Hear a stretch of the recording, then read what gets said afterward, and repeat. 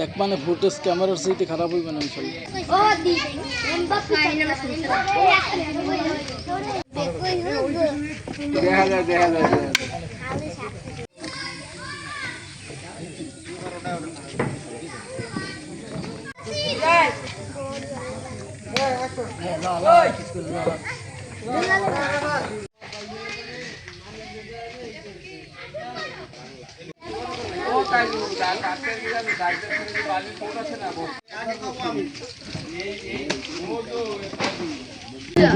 ঝুঁকিপূর্ণ ছিল।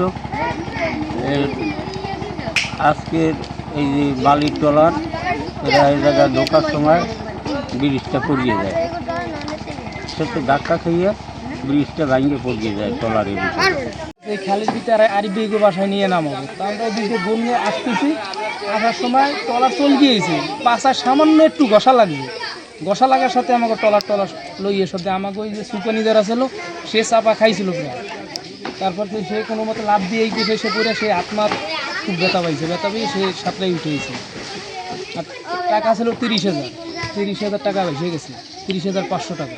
আমার গ্রামে ডুমারিয়া, পার্শ্ববর্তী গ্রাম গাবতলা, এর মাঝেই এই ঝুঁকিপূর্ণ একটি ব্রিজ।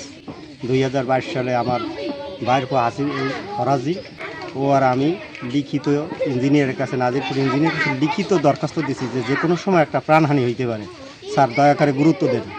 হ্যাঁ, যদি এইটা গুরুত্ব না দেন তাহলে মারার কাছে আসামি আপনারাই হবেন, এই ভাষায় বলছি। তাও প্রশাসনের দৃষ্টি আকর্ষণ আসে নাই। স্থানীয় প্রশাসন মেম্বার সহ চেয়ারম্যানরাও কয়েকবার বলা হয়েছে, তারাও গায়ে কাদা মাখাইয়ে আর কিছু করে নাই। যা আজকে এই বড় একটা বালির ট্রলার আজকে জীবন অল্পের জন্য একটা জীবন বেঁচে গেছে, আমরা শুনছি আটকা পড়ছে, তাও ভাগ্যের ব্যাপার, সে বেঁচে গেছে। এখন সেই বালু বহরটি সেই ট্রলারটা আটকা পড়ছে। দুইটা ব্রিজ ঝুঁকিপূর্ণ, আমরা অবহেলিত, তাই সংশ্লিষ্ট কর্তৃপক্ষের দৃষ্টি আকর্ষণ করছি যাতে এই ট্রলারটা উদ্ধার করা যায়, সেই প্রচেষ্টার জন্য আমি বললাম।